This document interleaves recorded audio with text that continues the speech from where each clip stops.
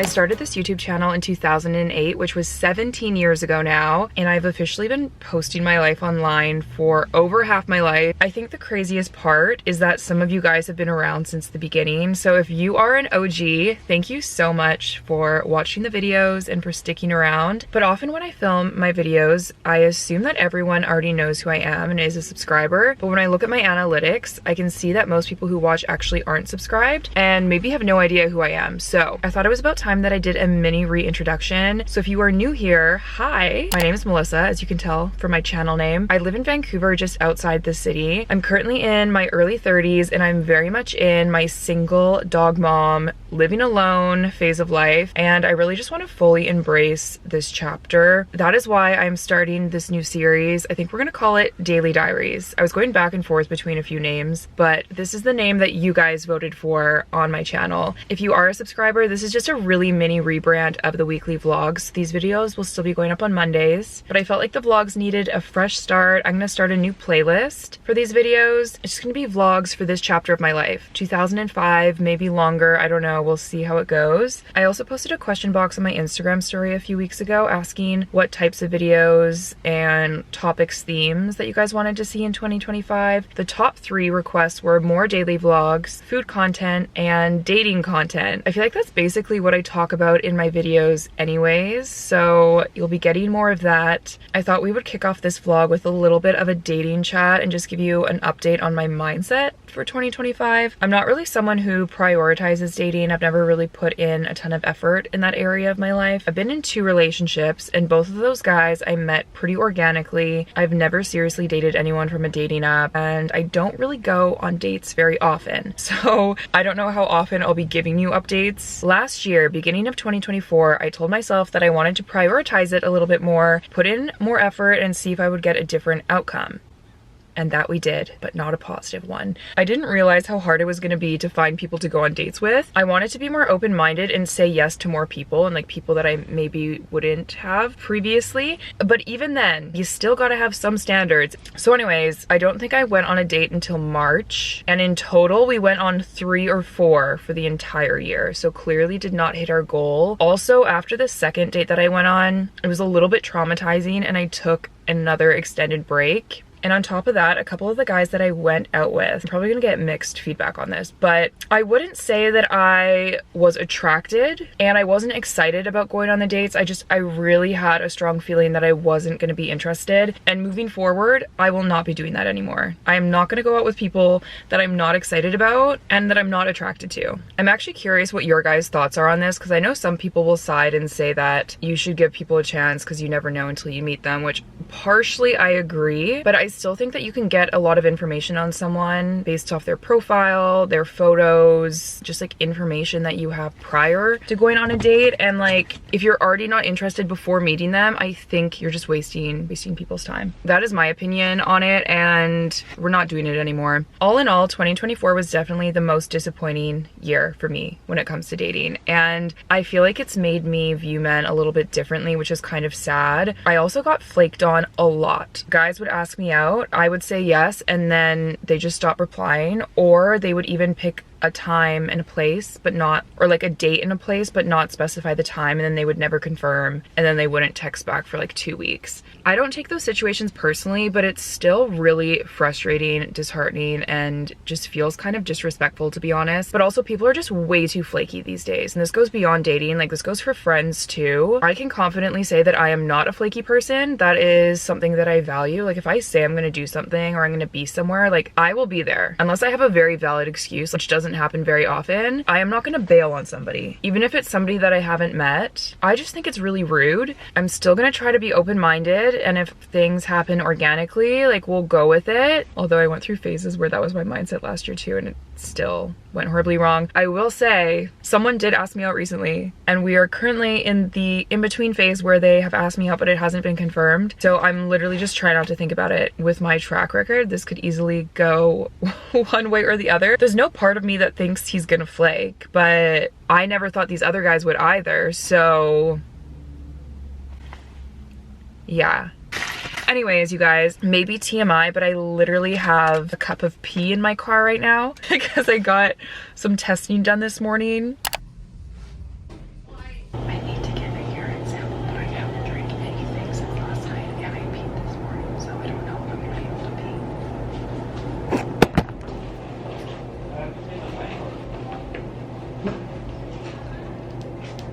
I didn't realize that we would be doing a urine sample. I thought it was just a blood test. And I had not consumed anything since 7 p.m. the night prior because I had to fast. I didn't know if I could drink water the next day, so I didn't drink anything. And then I peed before I went there, so I had 0 pee left in me.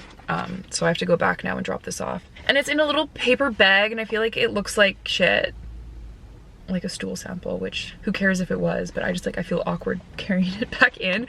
So I'm honestly waiting for it to be later in the day because I think it's less busy. Let's just get it over with though. My skin has been breaking out a lot. Actually, it doesn't look that bad right now. Maybe you can see here. It's mostly scarring at this point, to be honest. Everything is flat now. I just got my blood test results back and I requested to get my liver function tested. I've suspected for a while now that my PCOS is connected with my liver and like not functioning properly, and these test results pretty much confirm that. The only way I've been able to regulate my period is by doing things that support the liver. Tika, come sit here. Come sit with me. Come relax.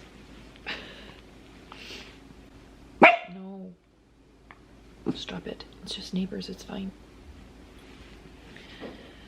Anyways. Hi, baby girl. But yeah, I don't know why it took me so long to get around to getting it checked, but basically I have high bilirubin. I think that's what it's called. And I'm at the level where like I should have jaundice. I'm gonna book a follow-up and see what the doctor has to say, but honestly, I kind of doubt they're gonna suggest more holistic lifestyle things. I'm curious to see what they'll say. Oh my gosh, Tika, your fur is shedding like crazy, girl.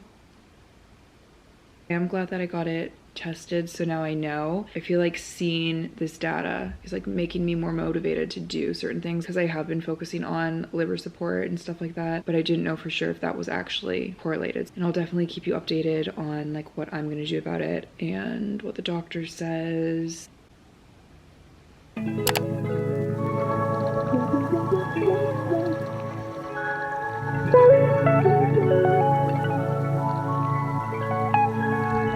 When I looked at my window this morning, it was sunny, so I was excited to go for a walk, but now that we're here, it's very cloudy and rainy, which is okay. I brought my toque, so I think we're gonna wear this. We're getting out for some fresh air and exercise.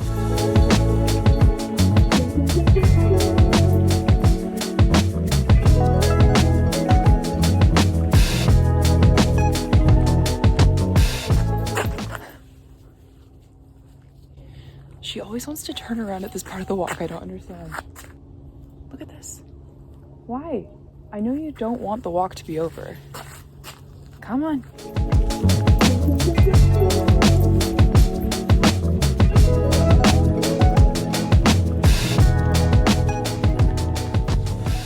I'm picking out some recipes and writing up a grocery list so I can do a little bit of a meal prep. I'm gonna finish this and then I'm gonna go get groceries and make a couple of recipes.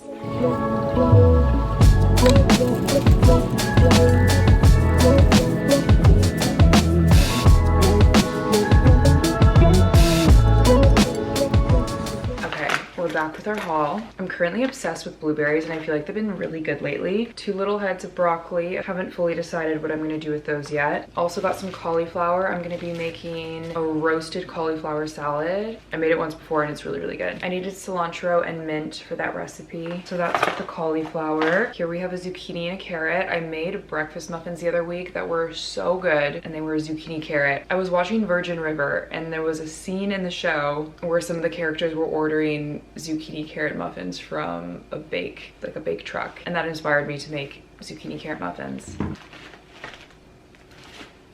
Oh, this red onion feels smushy. Fuck. I'm gonna have to cut this open. It feels like it's bad. I need this for the cauliflower recipe. Organic pumpkin seeds. These are really good for you. They're high in protein.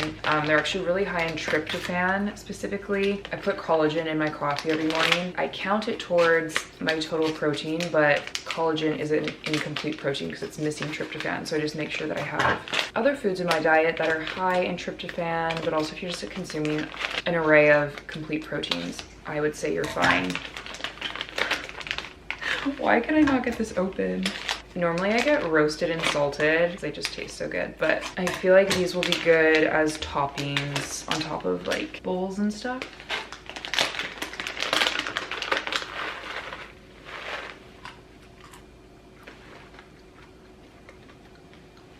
These just don't hit the same as the roasted salted ones. They're still good though.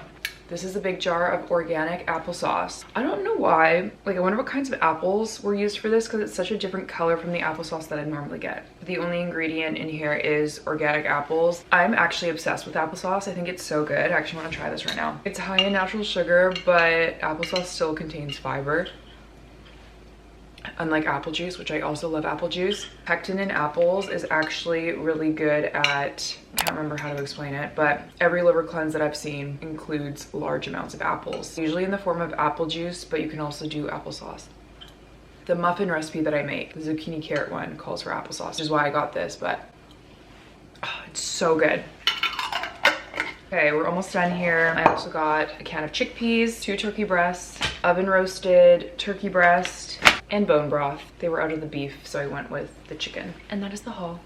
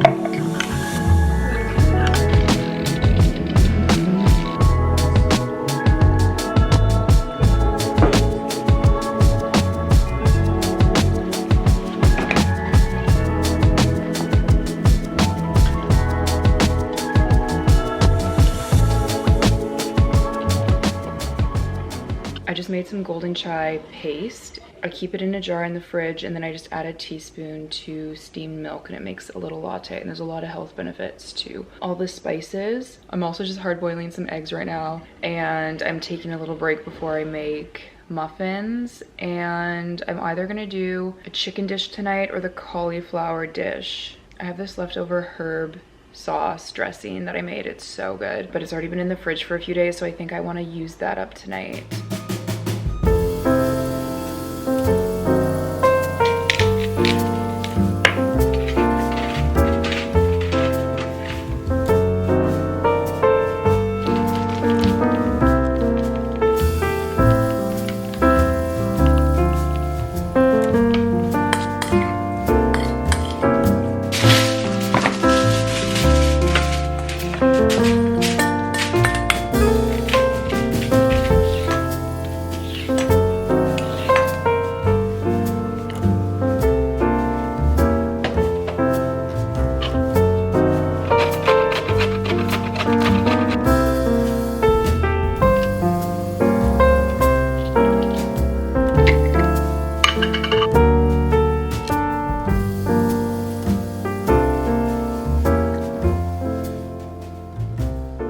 This is dinner tonight. It's just chicken, broccoli, and herby sauce. Super simple. I totally forgot I wanted to do roasted chickpeas too. The sauce gives it so much flavor. It's delish. It's currently 7 o'clock. I don't know if that's showing up. I have the muffin batter already. I just have to put it in the cups and then into the oven. And I think that'll be it for tonight. I hard-boiled eggs, made that turmeric paste, made the muffins. I feel like there was something else that I wanted to make, but I can't remember what it is. I do not feel like doing any more cooking though.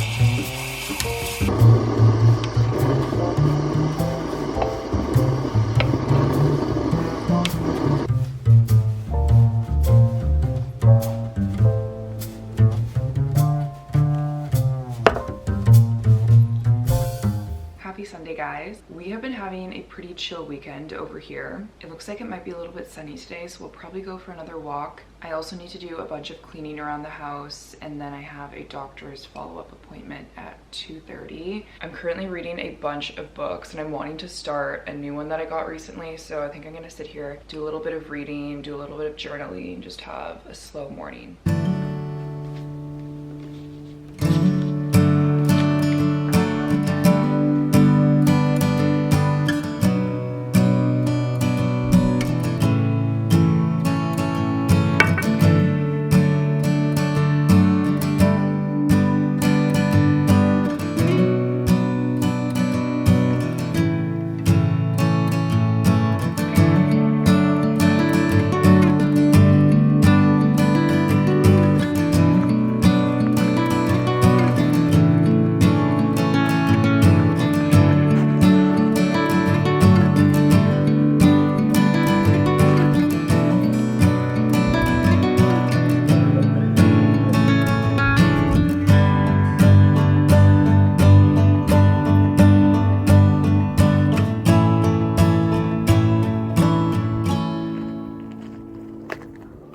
She thinks we're leaving.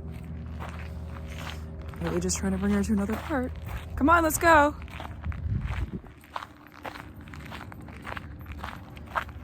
Oh. Here she comes.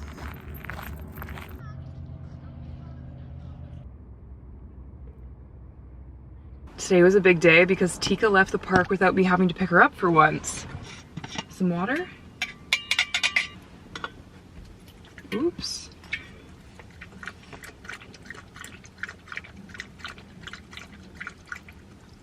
What's it?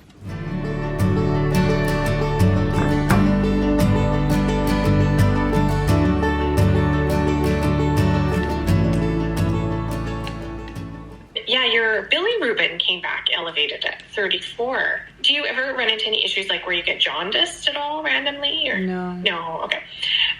Yeah, and the other liver tests that they checked were normal, which is reassuring. There is a condition called Gilbert syndrome, or it's spelled like Gilbert syndrome. People can just have elevated bilirubin and kind of for no reason. It's basically all the other tests come back normal.